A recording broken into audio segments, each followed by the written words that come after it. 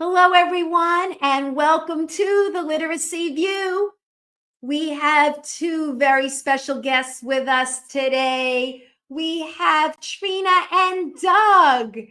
And Trina and Doug have a podcast called Comprehending Comprehension, Conversations with Trina and Doug.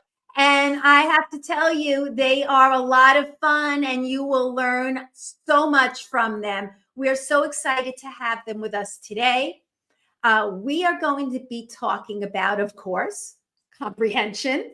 And the article that we are using for our conversation is called Reading Comprehension Loses Out in the Classroom. New study says few teachers use methods tested by years of research. It is by Jill Barshay, and it was from March 10th, 2025, and it was written for the Hechinger Report. And the research that they refer to is by Phil Capon, Dr. Phil Capon, and we're going to be taking a nice deep dive into some of the important points. So, first thing I want to do is get started with one quote that was in here, and it was said by Capon. And in the article, it says, I also don't want to pretend that researchers know it all when it comes to reading comprehension instruction. We are about 20 years behind in the science of reading comprehension instruction compared to foundational reading skills. Let's talk about that. So, I know this is something you both feel strongly about, and that's why you decided to explore this. It doesn't matter to us who gets started, but could you talk about how we are so far behind in learning about reading comprehension compared to, let's say, decoding? I know, Trina, you were talking about this just before. Maybe you want to kick it off and then Doug could join in. Sure. I don't mind, but I'm also curious what Doug would say right now. Because first of all, that is such an amazing question. And thank you so much, Faith and Judy, for inviting us into this conversation. We will talk about comprehension at any time of the day, anywhere, like, on the boat with a goat, we do it, right? So comprehension doesn't get talked about enough. Okay, so we will do that. Yes, right. So 25 years ago now, and about like the late 90s and 2000, like I was progressing and learned about the science of reading in terms of what was needed for word recognition. And I don't think too much has really changed. Like I knew those things that we're doing today and that's being presented. That's what I knew 25 years ago. I knew absolutely nothing about how to teach comprehension 25 years ago. Absolutely nothing. And it was the reason why I decided to go back and get a PhD, because I was not finding it anywhere. So I was like, dang, if we don't know how to do this, then I better figure it out. And that's how I met Doug. So that's how we got started. That's how I got started and got interested in this. Is like I was an effective decoding instructor, highly ineffective comprehension instructor. Okay, Doug, take it away. Yeah, well, so I think it's such an interesting quote that we're 20 years behind. That is so, I have never heard that before. And I'm just like sitting here processing that, thinking, is that true?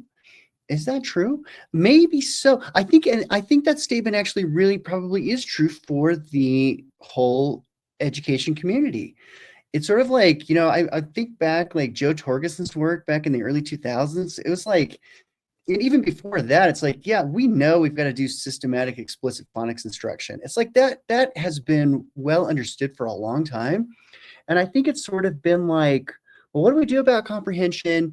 And I really don't think that the National Reading Panel did us any favors by saying you got to focus on vocabulary and comprehension. And those two things make no sense to me to say that, because I don't even know what that means. How is vocabulary not part of comprehension? So it seemed like it was this nebulous misunderstood kind of concept of what we're even talking about with comprehension.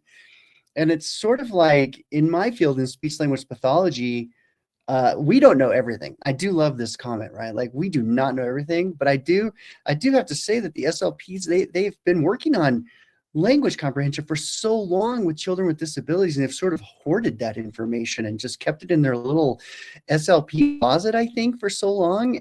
And I think you're right that it's time to radiate that and continue. Like if we knew everything, obviously Trina and I would not have a job. There's so much more to learn, but it's like what we know so far is hardly getting implemented at all. Yeah. And yeah, that's got to change. Yeah. So Judy Boxner, my beautiful co-host, and we spent how long together, Judy? We spent like almost 2 weeks. The best weeks of my life with Faith in Oxford at the World Literacy Summit. We're just recovering, but we're having a great time recording, and I'm happy to be here with Doug and Trina. This is really fun. It is. It is. So, Judy. They have good energy. They have no BS energy. Totally. Definitely. Totally.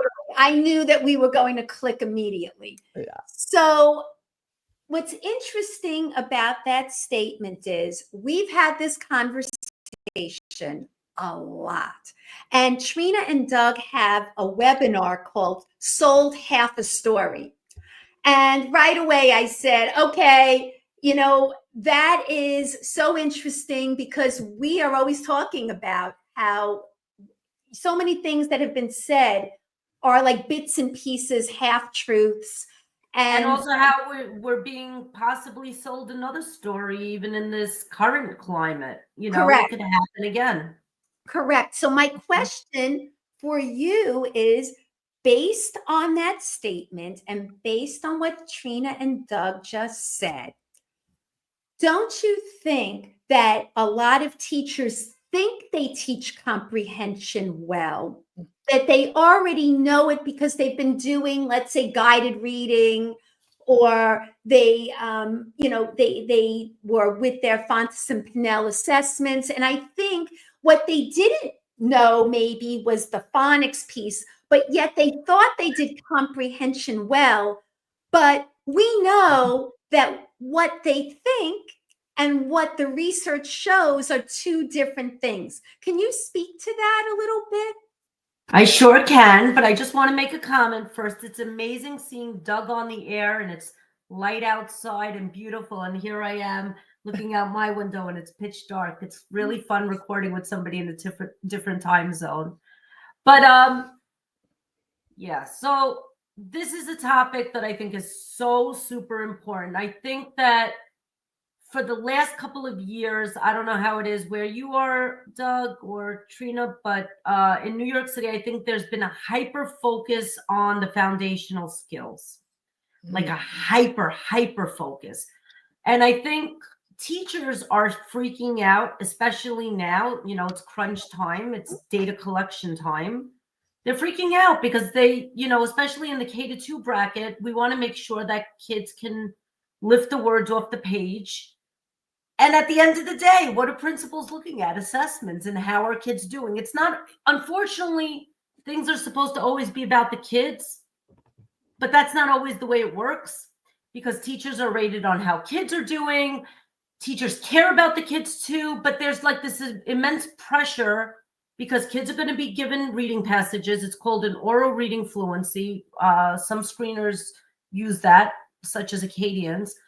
And a lot of the kids are still struggling to read, and a lot of kids now are making progress. But I know Trina and I talked off the air for a couple of seconds before Doug came on. And what I'm noticing in the field is that now kids are getting through more of the words and they're reading more. But oh my gosh, a lot of these kids don't know what the hell they just read. It's terrifying.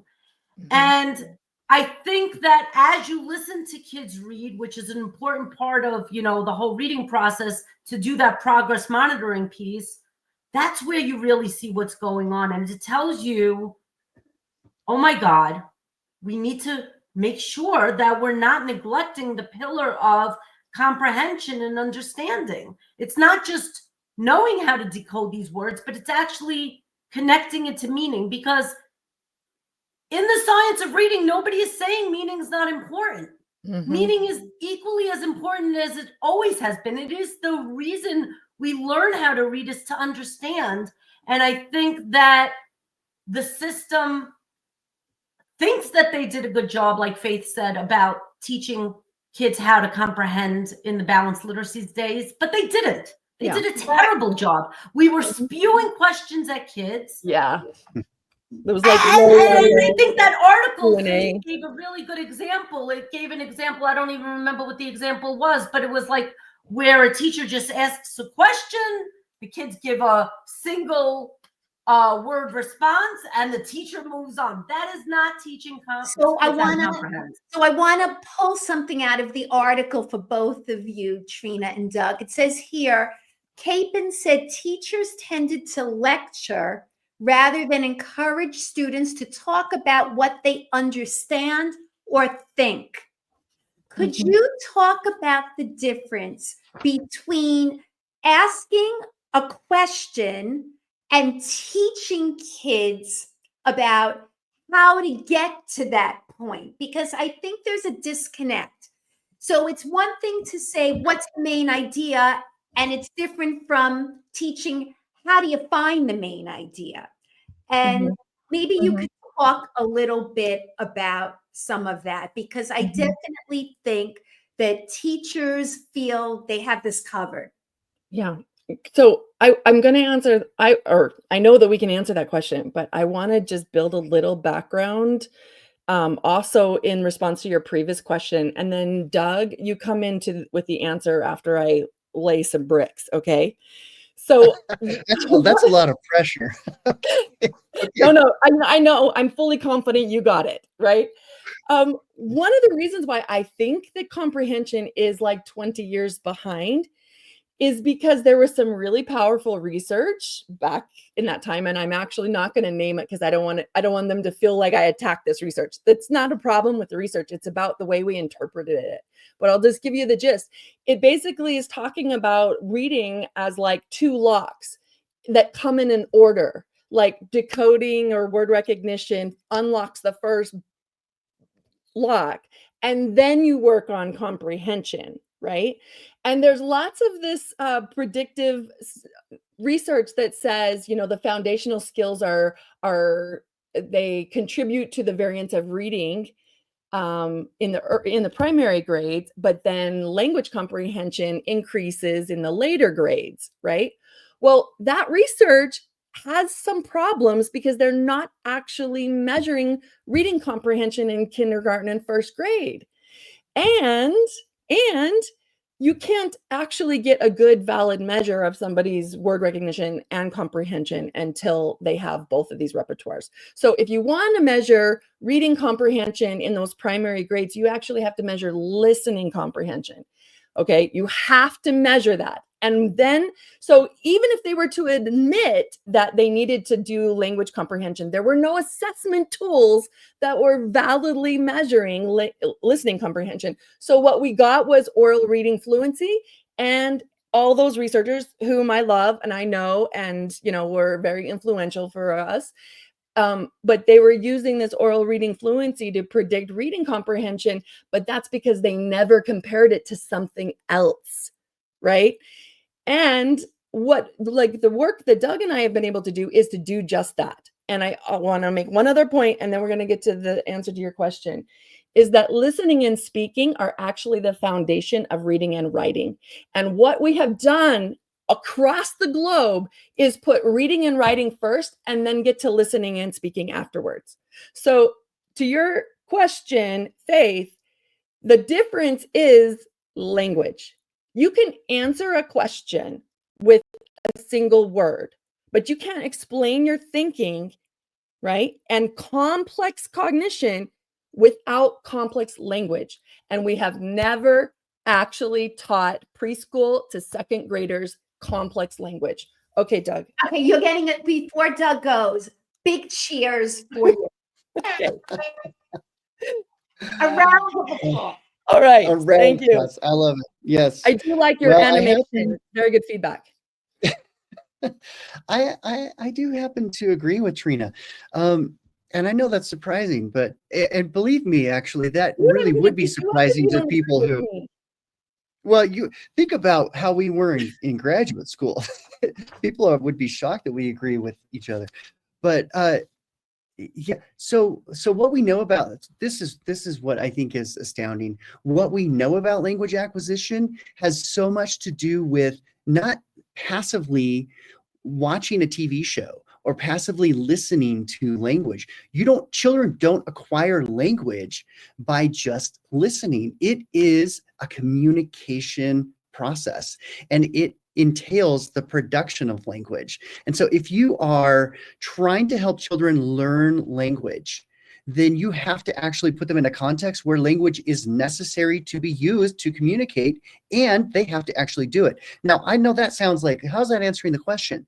But it really is, because what we're really trying to do is teach children to use and understand complex language early on. Because what happens is when they're just sort of surrounded in this conversational register of language that's fairly simple with their peers, and then they get into the school system, and then they have to start reading books the books are written in this complex academic language that is way beyond anything they've ever been exposed to.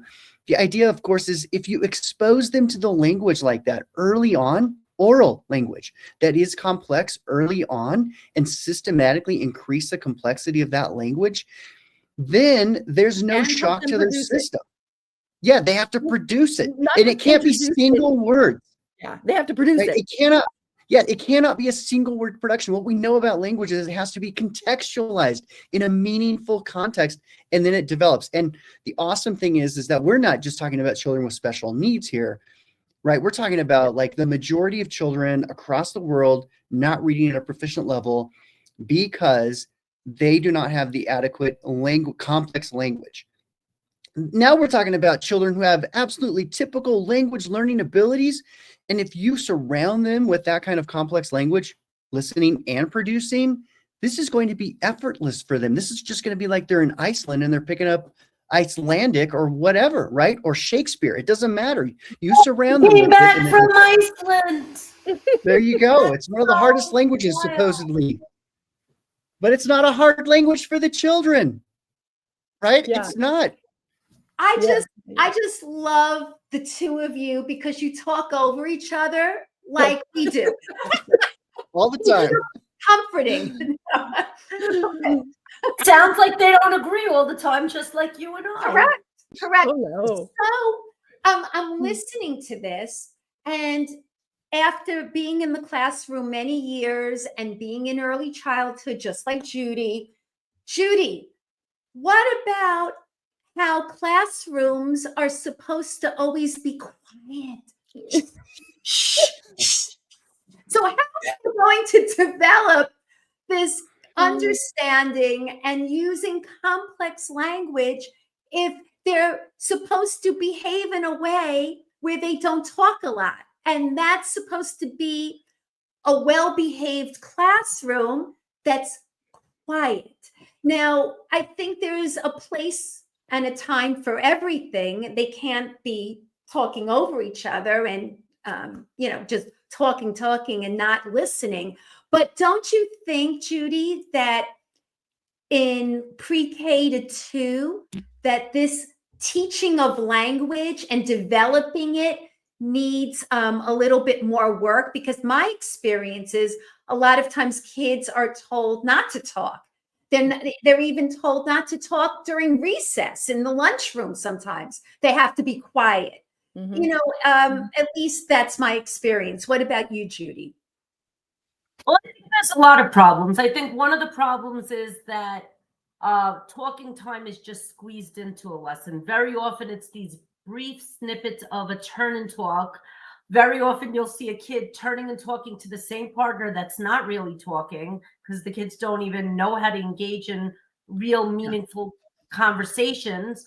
I went to a lot of trainings with Anita Archer that, gave a good strategy of actually sharing what your partner says instead of what you wanted to say, so that you learn to be an active listener. But to be honest, I don't see that much of that happening. I see sprinkles of turn and talks. Very often the conversations are with the same kids and it's not intentional enough. I also see teachers in general in the field, just all over in different environments, that are pressed for time. You know, explicit instruction became very structured in a way that you have to do your I do, we do, you do very quickly and at a brisk pace. So I think teachers very often feel this pressure to get to the independent practice, which is very often, unfortunately, only considered independent practice if it's a written task rather than an oral task, because of a lot of administrators want artifacts.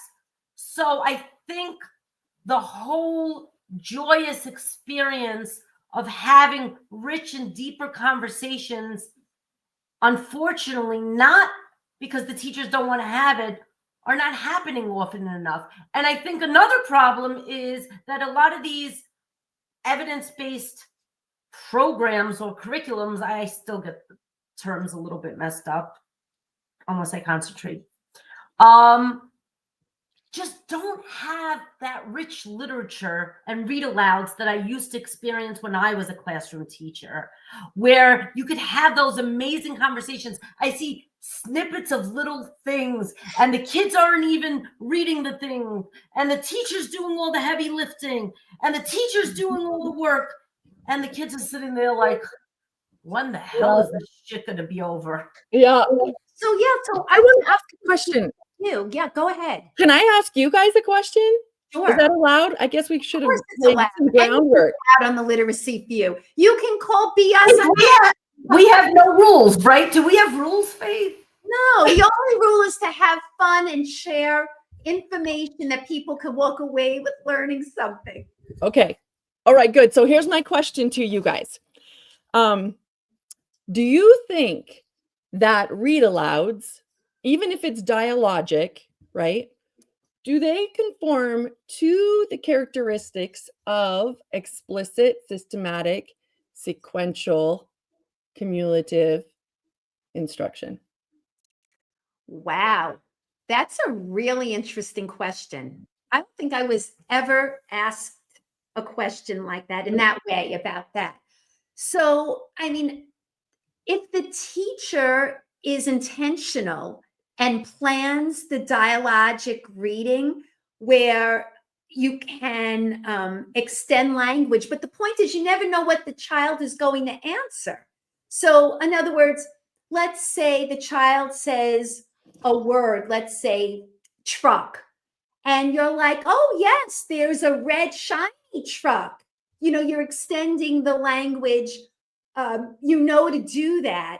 But as far as kind of knowing systematically what to do, yeah, I could take a book and I could say to myself, well, these are the types of things I want to get across, whether it's character development or, kind of doing something in a sequence, what comes next, having the child talk about it, telling a story. I mean, I could, but I don't know if I would describe it the way you just did. Yeah. Why? I think what you're trying to say is it can be. Yes. No, I'm actually curious because let's say it like this. Your response is pretty much what we get from educators. They believe that the primary method to promote the structured literacy of language comprehension is through read alouds. Mm-hmm. And the 16 years that Doug and I have been doing research would challenge that significantly. Mm-hmm. And what we would probably offer is an alternative that actually does, in fact, align with the characteristics of structured literacy. It's explicit, systematic, cumulative, right? I really appreciate you answering that, because certainly that's what people are relying on, because that's what they've been told. And that's what the research is. And as a matter of fact, that was kind of the question that you started with about like this low level versus high level. They started with the assumption that read alouds was the method of building language comprehension. Everyone does, but that is not what our research is doing. It's actually showing that there are alternate ways to build more efficiently and more effectively that language comprehension and be more structured.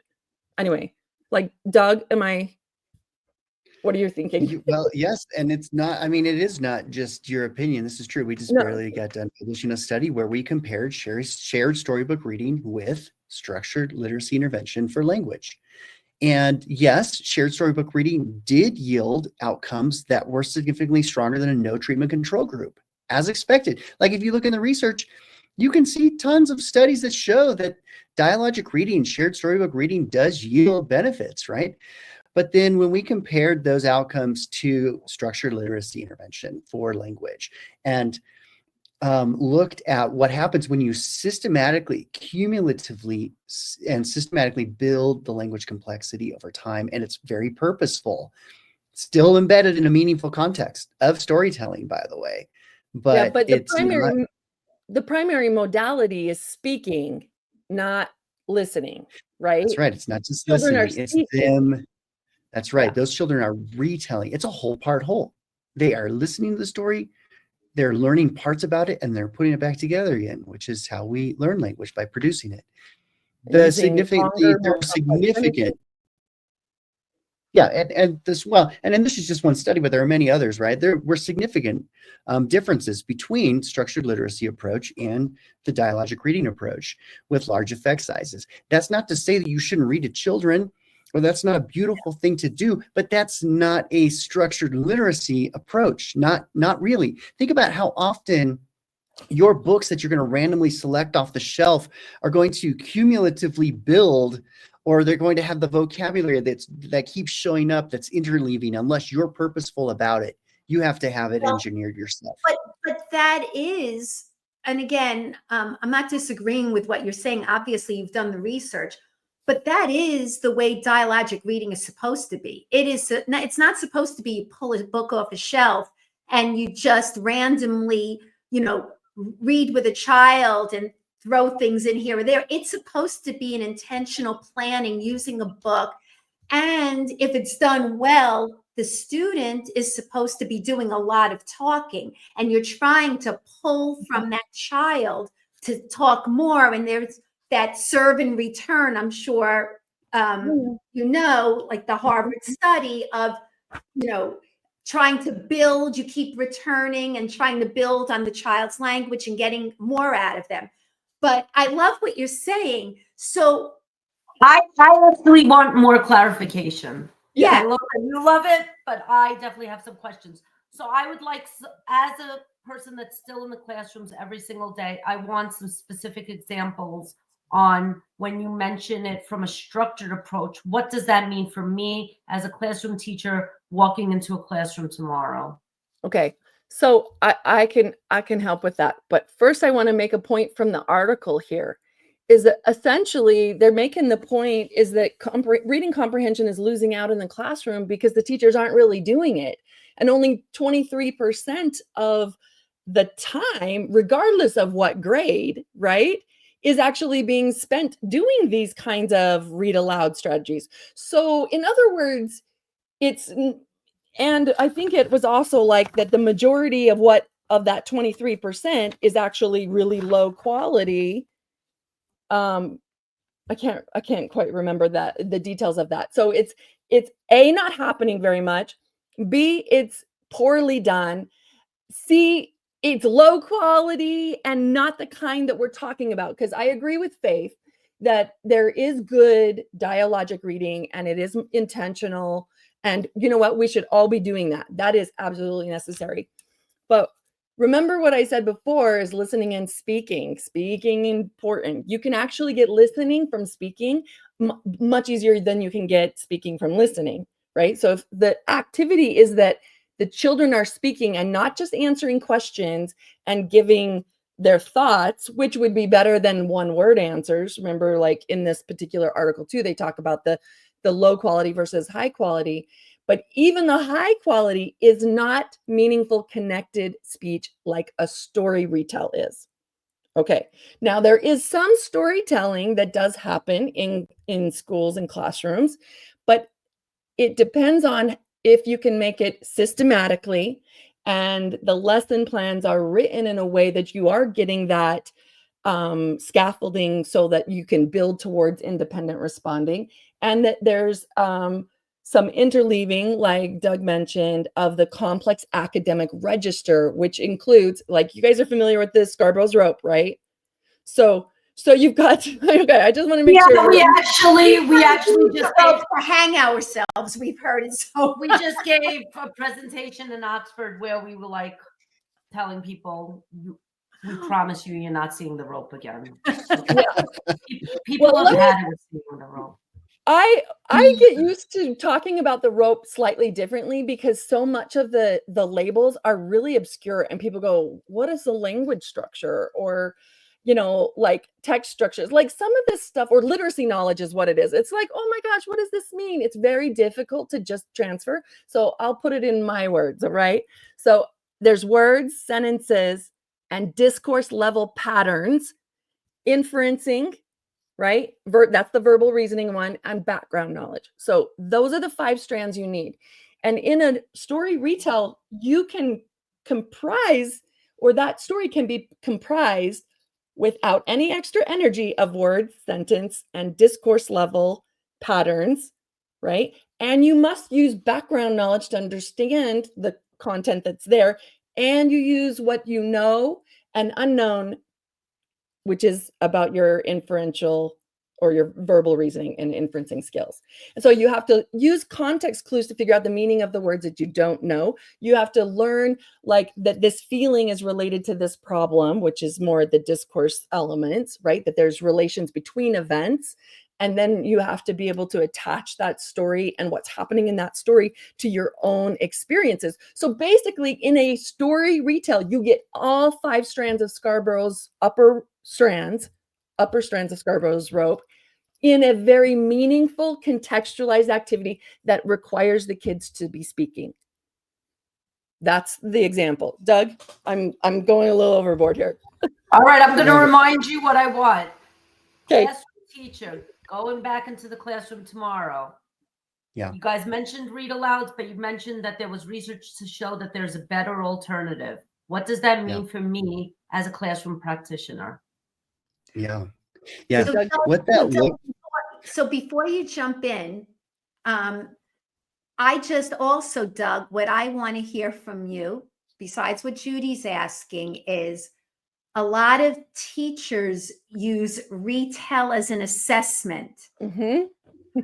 I want you to tell us the difference between retell as an assessment as opposed to using it as an instructional tool.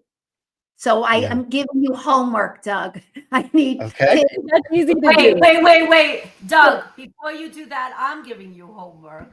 Faith just put some pressure on you. I put some pressure on you. So I know you have some Trina juice over there. You showed me before we recorded. I think you should take a sip. Let's cheers. All right, I'm juiced up. This is a tall order. What does it look like? It looks like structured literacy. It's what it looks like. It is frequent student responding. And because it's language, it's contextualized. And it looks like the teacher is providing feedback, immediate corrective feedback, and actually having the student produce the correct response, what you need them to produce. It's not just, oh, that wasn't right, but it is, say it like this. The exact same things that Anita Archer lists out when she talks about explicit, systematic, cumulative, diagnostic instruction. That is exactly what it looks like for language.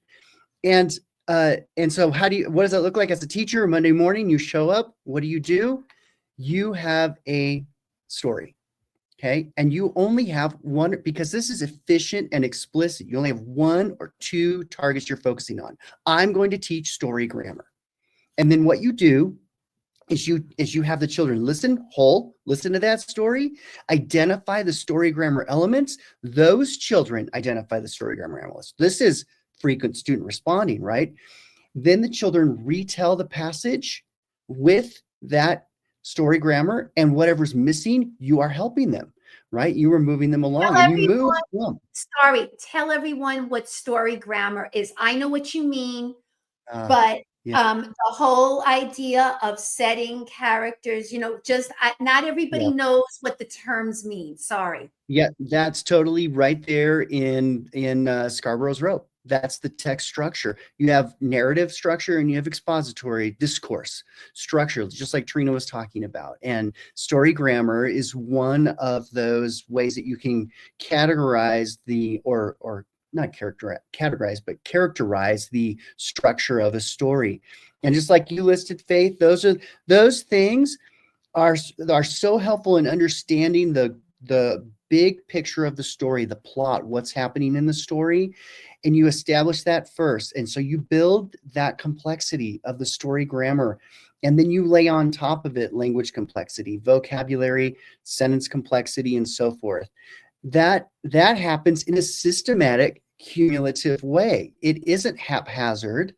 And it isn't just all in one little encapsulated lesson with one book. It is very thoughtful, just like it is systematically with phonics. Same exact concept, right? But the difference is that language is contextualized. This is always in a meaningful context where these things are integrated into the whole, into language. So it can look a lot like dialogic reading. I'm not suggesting that it can't, or that dialogic reading can't look a lot like what we're talking about. We're just saying that the research evidence has shown that a multi-component contextualized language intervention yields the strongest effect sizes consistently. The research literature is very clear about that. And they are stronger effect sizes than the traditional shared storybook reading approach.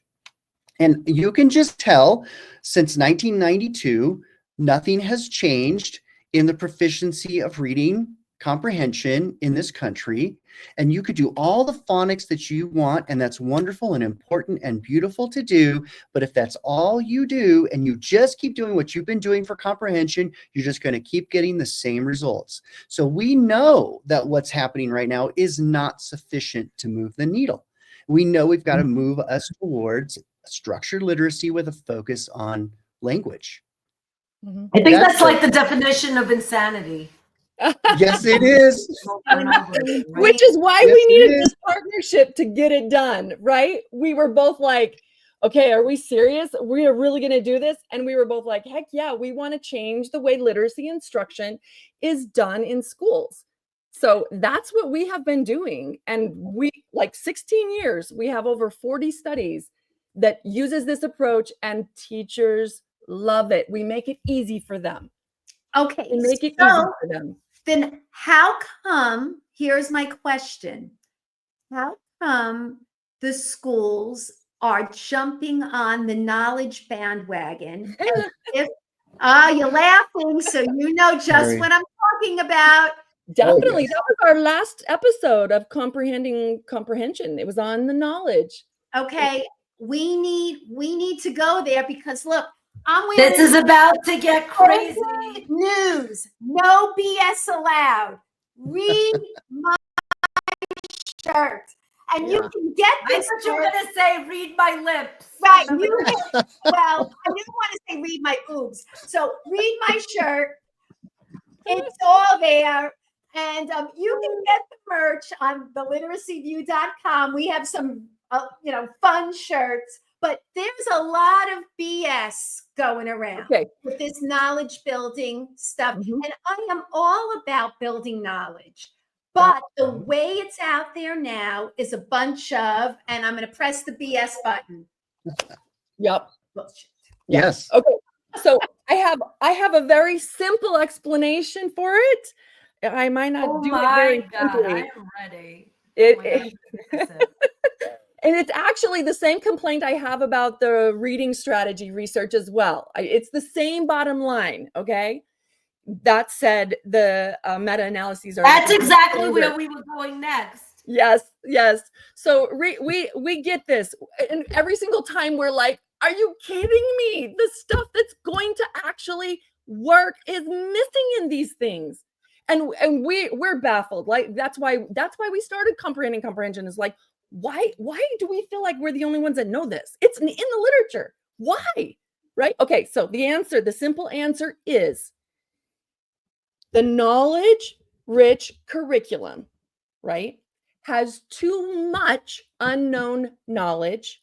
It is not done in a way with using language that is known and familiar. Okay, so you cannot figure out and learn 80% of a passage, right? You can learn 20% if you know 80%. And they must understand the vocabulary, the complex sentences, and the discourse structures that organizes content, right? So content is this knowledge, but if you do not understand the patterns of the academic register of language, which is complex words, sentences, and discourse patterns, if you do not have that, you cannot acquire and retain the knowledge, which is just content. So our approach goes like this. If you teach the patterns of language, you actually get the content for free because it's what is like at the surface, right? Imagine like the layers of the earth, right? Like the mantle, the outside layer is the content. It's what we all see. And so everyone focuses on that. But the parts that are really critical are all the layers below it. So imagine words are at this core. Then there's sentences, because sentences are made up of words, right? And then the discourse is made up of sentences. So these are all nested. And together, those three layers build the earth. And it's the content that everyone sees on the outside. So if you're only teaching content, your learning is knowledge your learning is only like surface deep, right? What we're talking about is teaching the patterns of the language that underscore that, so that the content becomes acquired for free, right? And we know this happens, right? And then my argument about the strategies is you can give me all sorts of strategies, but if I don't understand the language or if I can't produce it, the strategy is not going to help me. Right? Yeah. And before we go any deeper into the strategies, I just want to say that if anybody is selling you that a single strand is going to be the solution for reading comprehension, you need to run away, because there's a reason why. Stop. Yep. Please repeat just what you said. Exactly. We need to hear that a second time. Okay, well, if anyone is selling the story to you that a single strand will resolve the reading comprehension problem, they are selling you a story, and they will never be right, because reading comprehension does not entail a single strand. And so if you just focus on background knowledge, it will not be sufficient. And if you just focus on vocabulary, which is that's the thing that everybody loves. They love to talk about vocabulary, or they always pair it nowadays, vocabulary and background knowledge. And it's those two that get paired together as though that's going to be the solution. It will never be the solution. Never. It has to be the integration of all the strands. That's why they're there. And that's what is so amazing about story retelling, is that you're only doing one thing, but you get all 5 of the strands all together in a sophisticated, integrated way with no extra effort, right? We're talking about efficiency and potency. Language. Okay, so now Judy Boxner, you know that in New York City, they have the the 3 choices of programs, and it doesn't even matter which one it is. The point is that their whole focus is this strand that they think that everything builds off of that one strand. And I don't think any one of those programs really has something that's systematic, structured language development using retelling. Am I right? Do any of the programs? I mean, I'm not an expert in all of them. I can't, I don't think it would be fair to give my full assessment. My school's currently using one, and I've seen others. So I can't give full a full opinion on it. What I see is that these programs are saying that they're research and evidence-based. I think they have snippets of evidence, maybe snippets of research, but I see so many disjointed things in general. Like, for instance, even vocabulary.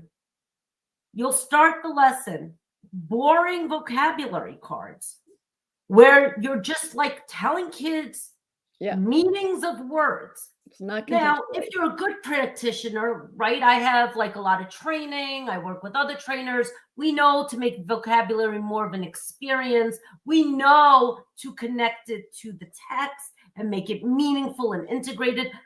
But if you're a new teacher that just walked in and you're following this ridiculous manual and don't have that knowledge and pedagogy, and training, here is the word faucet. Does anybody know what a faucet is? Oh, yes, a faucet is where water drips. Yes. And then maybe later on it's mentioned again in the story, but there's no connection and it's just not meaningful.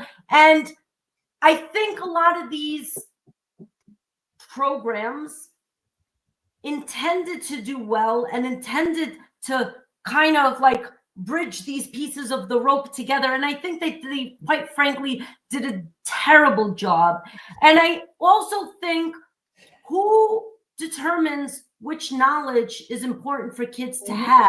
The knowledge for my kids in the Bronx may be very different than what somebody upstate New York might find to be really relevant. And I also want to take it even a step further. When you look at these passages that were created for screeners, right? A lot of these passages were probably written in 1975, the year I was born. And when these kids are reading these passages now, they're not very meaningful to those kids. So they're struggling to crack the code. And now they're trying to interpret something that was written 30 years ago, which has zero relevance to their life. So are we really helping kids, or are we lazy to update programs and curriculums? And the other thing that I find infuriating is that there's one program that seems to have the most evidence, and I'll name it. I hear it's core knowledge, but it wasn't even one of the choices in New York City. And the reason I heard in general, like through the grapevine across America, is that it wasn't culturally responsive enough. So that was the reason for it to not be chosen. But if it was so good, couldn't the writers have reproduced something with more modern day? I don't know. I'm just confused. I feel like we're not getting it right. And I feel like it's a really missed opportunity. I think as a system, we're doing a better job at teaching decoding, but I don't think that the system is catching up to speed enough with the comprehension. I think that there are pockets of success. I think teachers are understanding what the gradual release is. The I do, we do, you do. I do see evidence of more metacognition. I do see evidence of more, strategy work, but it's just not there yet. And I think we're missing the boat on so many different levels. I think we agree with you 100%, Judy. Yes. And many of those like problems that you just pointed out were the things that Doug and I took on head on. We were like, we're going to fix this, and we're going to fix this, and we're going to fix this, and we're going to fix this. And that is essentially how we created our research agenda that's now 16 years strong to do just that, because we were in the schools. I was in those areas and doing like the early RTI and going, what the heck? When Doug and I were students, we did research on some of those oral reading fluency passages, and we were like, what is happening here? And you're counting words. Like when you're retelling this, we're like, no.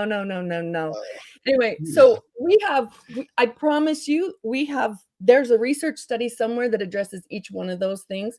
Now, I do want to mention, like, remember Doug and I wanted to do the comprehension because we thought it would be a little bit more mainstream. I mean, Doug and I have very busy jobs and we're kind of in the periphery, you know what I mean? We're not these big names. We're not Harvard researchers, but we have been doing community-based research with education partners from day one. And so the stuff we do has like been field tested. It's like the teachers are telling us what to do. As a matter of fact, we had a version of our intervention that was more like steps.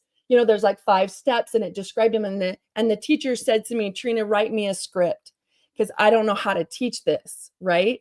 It wasn't enough scaffolding and support, implementation support for the teacher. And so I'm like, okay, I can write you a script. I said, but that's enough to teach you what to do, but then you don't have to like stick to it forever and ever. You know what I mean? Like, I don't want your nose in this book, right? Once you understand the patterns of, and you call it, I do, we do, you do, but there's actually a technical instructional design term for that. It's called transfer of stimulus control, where you have heavily scaffolded instructional formats at the beginning, and then there's guided practice in the middle, and at the end there's independent practice. But that should be created by the instructional designer. But teachers are having to compensate because the curriculum that you're getting is crap. And exactly, and the teachers are really pissed off. Yes, they should be pissed off. They're burning out, Mhm. and it's just unacceptable. And I feel terrible because they're being rated on a flawed design. 100%.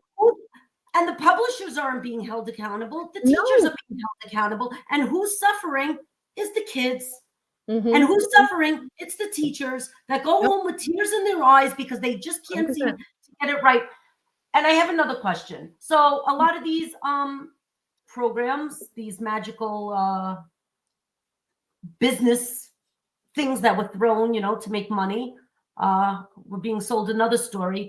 How do you feel about these things that today you're doing this, today you're summarizing, tomorrow you're doing character traits, then on Wednesday you're doing text structure, and then tomorrow you're doing problem and solution, and then Thursday you're doing something completely different, text features again? Sorry, I really love this topic, and I can talk too much. So I'm gonna be like composed, Trina, and let Doug answer this question. No, this is come on. This is your baby. I do not want to take it away from you. This is what you teach. This is your thing. You bring a lot to the table, Trina, but let's talk about, seriously, your contribution so much has to do with curriculum design, like structured literacy, how to do it. I'm not taking that from you. No way. Oh, but you can do it. I like it when he talks about it. Then I know that he learned something from me. I don't use the precise terms that she wants. She's got all the science. So here's the real problem.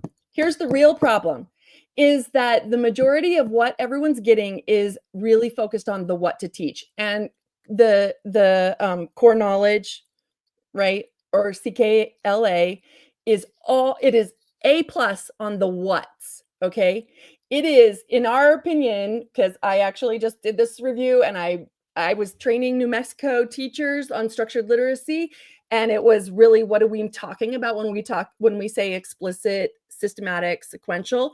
And they looked at the curriculum that they were using. None of those were actually explicit. None of them fit Anita Archer's characteristics, right? But I say so I'm a learning scientist, right? That's where I come from. How do you learn and how do you teach so that your learners are learning easily, right? I already explained that we focus on the pattern so that the knowledge comes easy, right? Very fast. That's an example of like putting the focus in the right place, right? But still, you have to then teach it in a way that the lesson gets you from new material or review from something you've done in previous days, new material, guided practice, independent practice, that the lesson does that, and that it's not jumping, it's not hopscotch, because you can't get from new material to independent practice if you've got 5 different tasks going on in that lesson. And if you don't do something in a sequential manner, which good instruction is layering it in or folding it in a very integrated way. It's called, in your scope and sequence, those things are called tracks.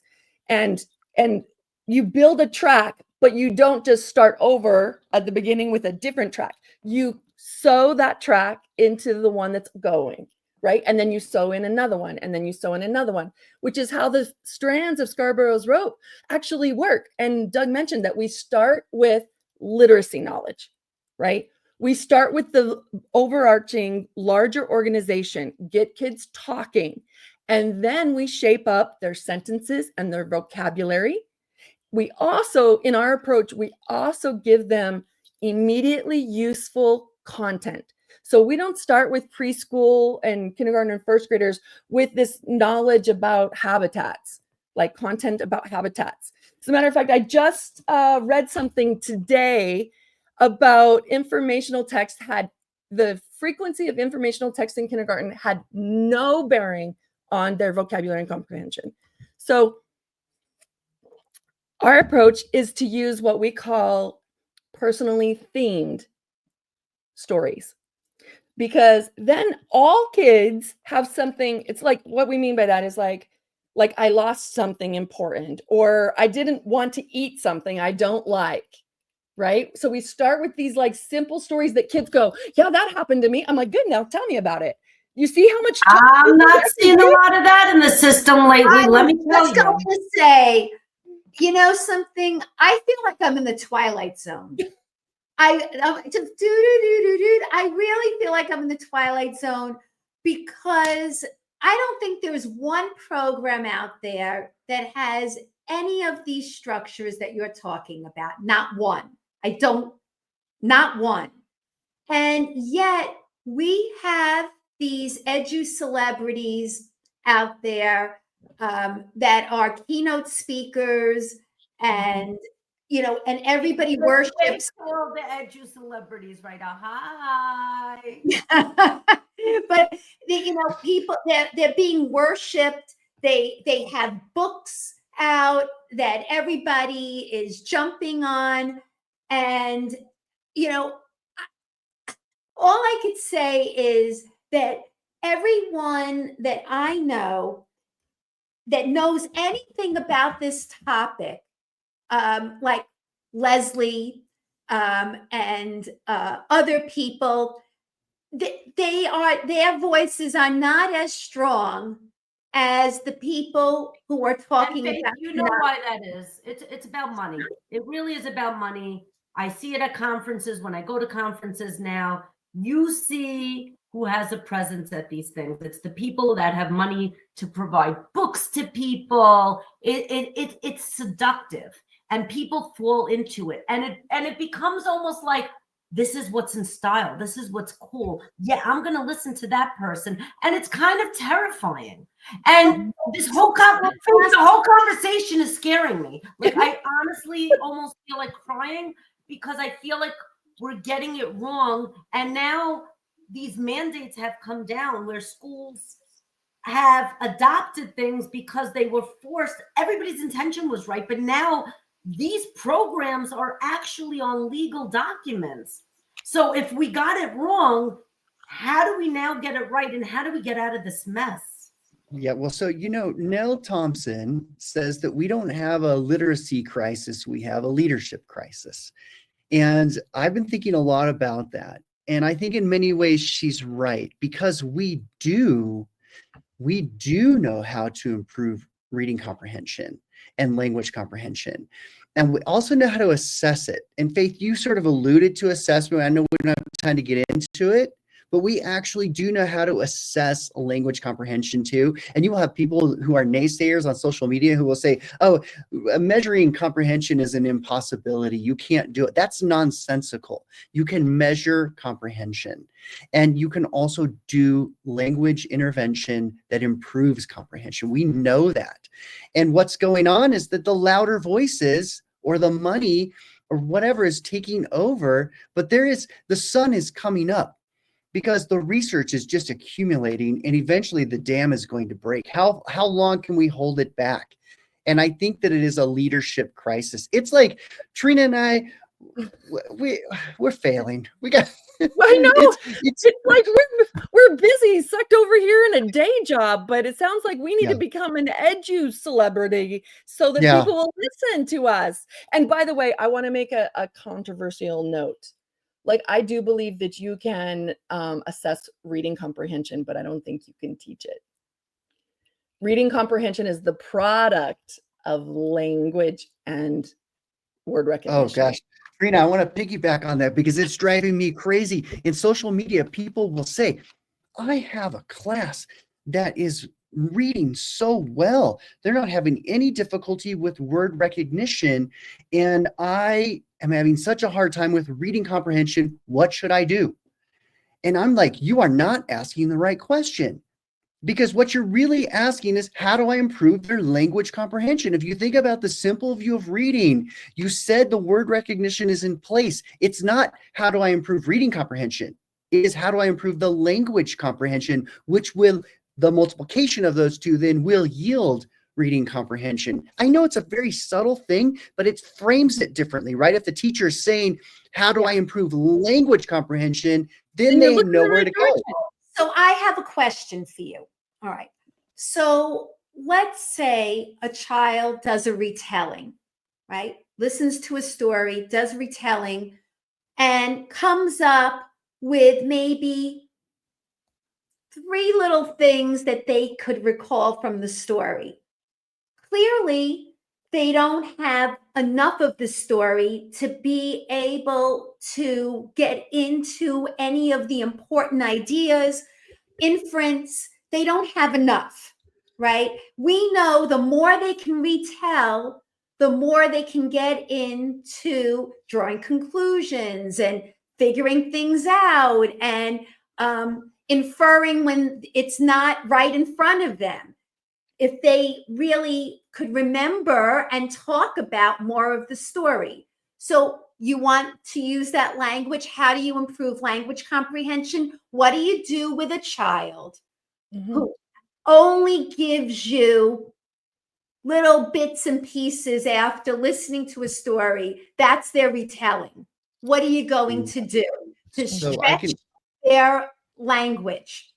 Yeah. So first of all, you have to have an assessment that tells you whether they can understand and produce language at the discourse level and at the sentence complexity level and at the word level. You have to know where the breakdown is, where is the difficulty, and if it's an inferencing or something like that. You need it cannot be reading fluency. That is not a measure of reading comprehension, nor is counting the number of words a child tells back at you, nor is asking the child to replace a word in a sentence to select one word. Joe went to the mountains to go look for some deer. Stop, pink. Which word goes in there? That is not how you measure someone's ability to understand complex academic language. So I think you'll get challenged, Doug. I think you'll get challenged. Oh, bring that on. Oh, bring that on. I spoke to a lot of screener people, and they told me that there's evidence and research to say that those assessments actually predict how kids will do on state assessments very accurately. You know, not very well at all. Predicting is one thing, but what did they compare it to? They have never compared their assessment to something else. And I just want to I want to reiterate a point that he was getting to. The reason why an oral reading fluency passage cannot be used to determine comprehension and why it also correlates is because the language used in those oral reading passages have to be decodable. It's simplified. It doesn't have the same level of vocabulary and complex sentences and discourse structures that children are able to comprehend, which is up here, right? Their comprehension should be high above their decoding abilities. But when you're measuring comprehension with simple language passages, of course it's going to be highly related and correlated to the comprehension of that passage. We just barely published a study in reading and writing with 600 second and third grade children, and we had them read a passage that was replete with complex academic language. It wasn't impossible for those kids to understand, by the way. And what we did was we measured reading fluency and then their comprehension of that passage. And there was no significant correlation between reading fluency and their ability to understand that passage. And it wasn't an impossible passage. Some children could understand everything in that passage. Some could not understand hardly anything at all. And it was not related to their reading fluency until you hit a number like 30 correct words per minute. Then you bet you're going to have comprehension impacted. But other than that, this is not about speed reading. This is about how well can you understand complex language. And I could slow down and talk very slowly to you, and you would still understand what I'm saying. If you have the language, the relationship falls apart with complex language. It's there with simple language because a 3-year-old will understand just about anything at a three-year-old level if they can hear it. If they can access the code and they can hear it, then they can understand it at that very simple level, right? But when you start adding complexity into it, the relationship completely breaks down. Now, that's not just our studies. There are many studies that show that the relationship between reading fluency and complex academic language comprehension completely falls apart. It's just not there. Just clarifying this. Sorry, guys. We believe that you should have oral reading fluency for word recognition, right? It's just not a good indicator of comprehension, and that shouldn't be used as an assessment, nor should it be used as an intervention to improve language comprehension or reading comprehension. Read faster. That is not. Why do they say it's a norm and it's evidence-based and normed and all of that good stuff? You know what? Yeah. We actually know those scientists. So we don't disagree with that point, but again, they're not comparing it to something else. And that's important. So when is that study going to be done? Because it is actually that study that he just mentioned compares, right? To, wait, is that the one? Do we use dibbles in that oral reading fluency one? Or is it just no, not that study. Not that one. Okay, sorry. We often make those comparisons, though. Not that study that he was just talking about. This is blowing my mind because really, I don't know, Faith. Should we be doing vodka shots? Or... I think Judy is ready to pull out like the BS button, and I love that, Judy. I love that. My BS button. I have mine. My battery's ran out. Oh shoot! But I love that because we should be engaged in this kind of dialogue, right? In this sort of exchange, right? Because just think about it at a very basic level, though. Like, think about how you are a very fluent reader and how that actually, in many instances, has no bearing on your comprehension. Right? We don't have to do a single study to say I don't know if I agree with this at all. Hey, have you ever learned another language? Something fluently? You read something, Judy, fluently all the time. You read something fluently all the time and don't understand it. And that happens all the time. I don't know. I don't agree. Okay, so now what about the work of Jan Hasbrook? Just curious. So so let's say, and she talks about prosody and expression, and she will be the first one to say it's not about reading fast. It's looking at that 50% area. I'm sure you've seen what I'm talking about. So what are your thoughts about her work? Like, let's take a second grade passage that a second grader can decode. Okay. First of all, let's just look at that second grade passage that's decodable and look at the complexity of the language that's in that second grade decodable passage or a first grade passage. It is incredibly simple. So if a student can decode those words, the likelihood of them understanding those words is incredibly high. It is very simple language. That's the issue. Of course, you have a strong correlation. You put a first grade passage like this. David ran away. David was sad. But that child reads that. Doug, those are not what the passages look like in my screener kit at all. They're actually really, really complex. They look nothing like what you just read. Nothing. Well, so they're not decodable. You're saying they're not decodable passages. Well,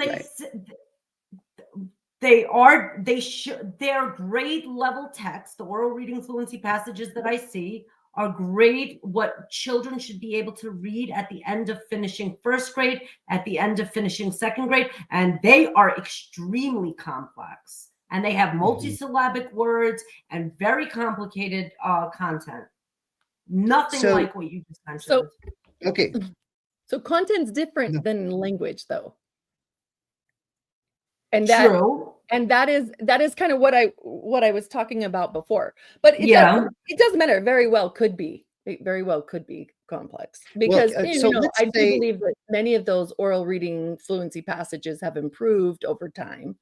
And there's no question, though, that the relationship between reading fluency and reading comprehension breaks down as students progress through the grades. And that's like very clearly established in the research. There's a relationship still, of course, because you have to access the code. That you can't get rid of that fact that you have to be able to access the code to understand it, but that is not the exclusive requirement. Once you access the code, you have to have the language to understand it. And this is how reading fluency will never be an adequate measure of comprehension, because you can read something fluently and not have the language comprehension to understand it. And that happens all the time. Judy, you do it all the time, and so do I. I can read a passage in a physics textbook with beautiful fluency and not understand what I decoded, even though my decoding was 100% accurate. They are not necessarily the same thing. I think the brain would, I don't know. Okay, but here's what I remember learning about those types of assessments. They said that the dibbles becomes less reliable after 6th grade.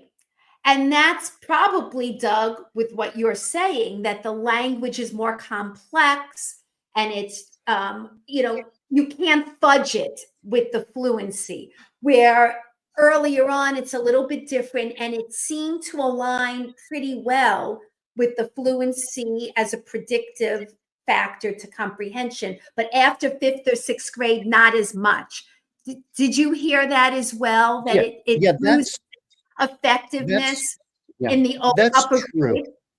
Yes, that's true. But even so, just think about what you get from a reading fluency outcome. What does it tell you about what you need to work on for reading comprehension? For language? Nothing. That's it doesn't true. Tell you And that's the reason why everybody's focused on those foundational skills in those primary grades, is because there's not an assessment that all the teachers, all the schools are using that directs teachers' attention to the upper strands of Scarborough's rope, right? So if you're not, like the whole adage of like, if you don't weigh a pig to make it grow, but what gets tested gets taught. It is that's why he started with the answering your question about intervention with assessment. He started, you have to validly assess language comprehension so that the attention is given to the aspects of language that need to be taught in order for there to be reading comprehension. Oh, what tools do you recommend? Because I think as a system, people thought that they were assessing comprehension when they were using, like Faith mentioned before, the FMP kits that did a lot of comprehension questions, but obviously that wasn't the best tool. What recommendations do you have for schools that are looking for assessment tools to start really understanding the strands and assessing it better to drive the instruction? We know that if you want to measure language comprehension, then a language sample will tell you so much about how well, and especially if it's a retell, it will tell you so much about how well someone can understand something and produce it, both things, right? Because the retell is you're listening and then you have to produce it. And that's a language sample. And so what you can get out of that language sample is their ability to understand and produce the discourse complexity, sentence complexity, and vocabulary complexity. You follow that up with inferential questions about vocabulary, inferential reasoning. You are getting the big picture now of comprehension, not this child could read 120 correct words per minute. No. This child has difficulty with narrative discourse. That's what I'm going to focus on in my intervention. So that is why, you're right, Trina. That's why when Faith, you ask, How do you improve a child's language? First, you can't say, I'm going to work on the language for these children and they read 100 correct words per minute.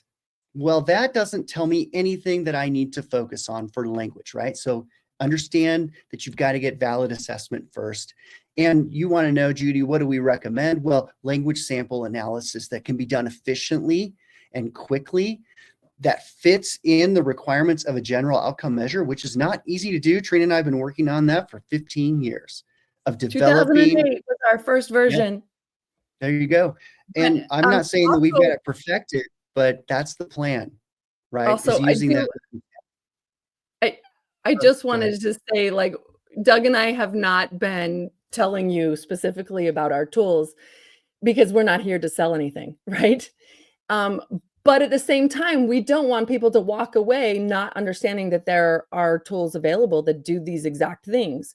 And our assessment tool is actually free to download. And it's called the Cubed.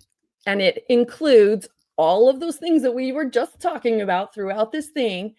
It includes reading comprehension and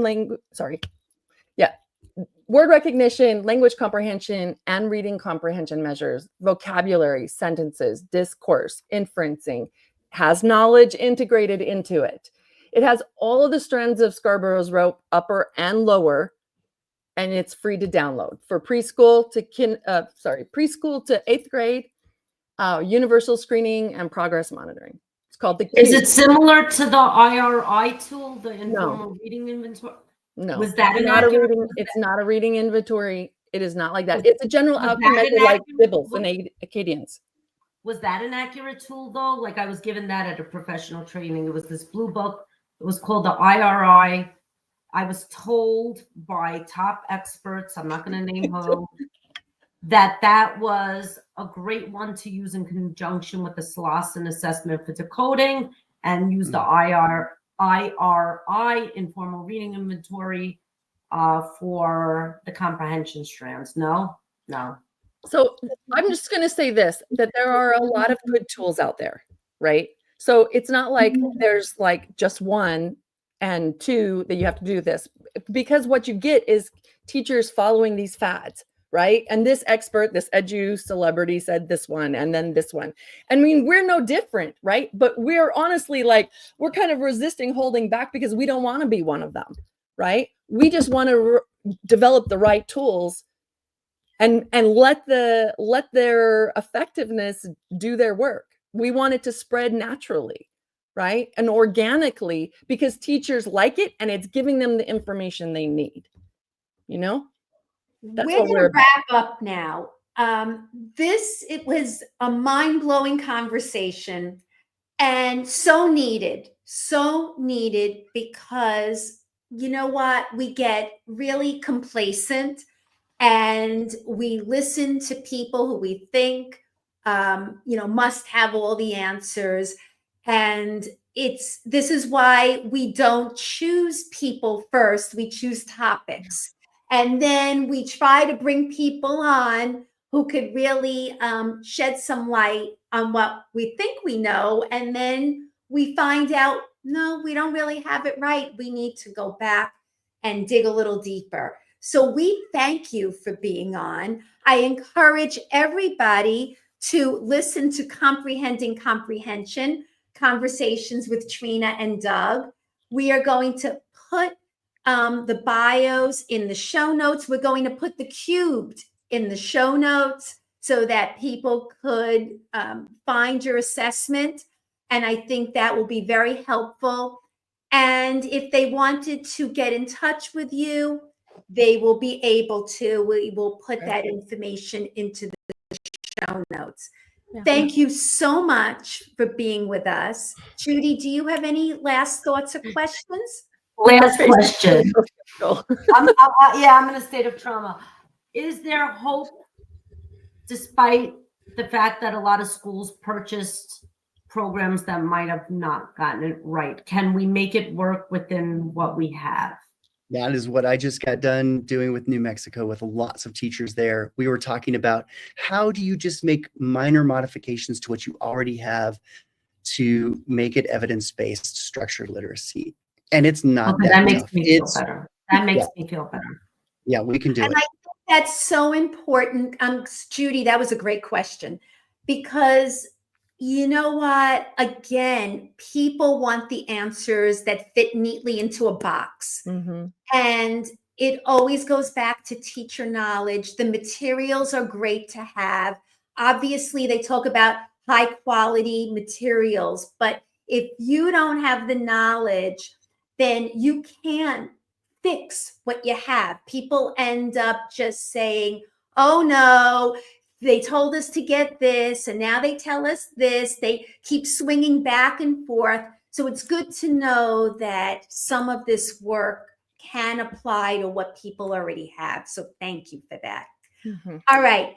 Good night. Thank you so much. And we're going to be talking again. I guarantee it. Thank you so much. Thanks for having us. It Yeah, was thanks it for was so having much us. fun.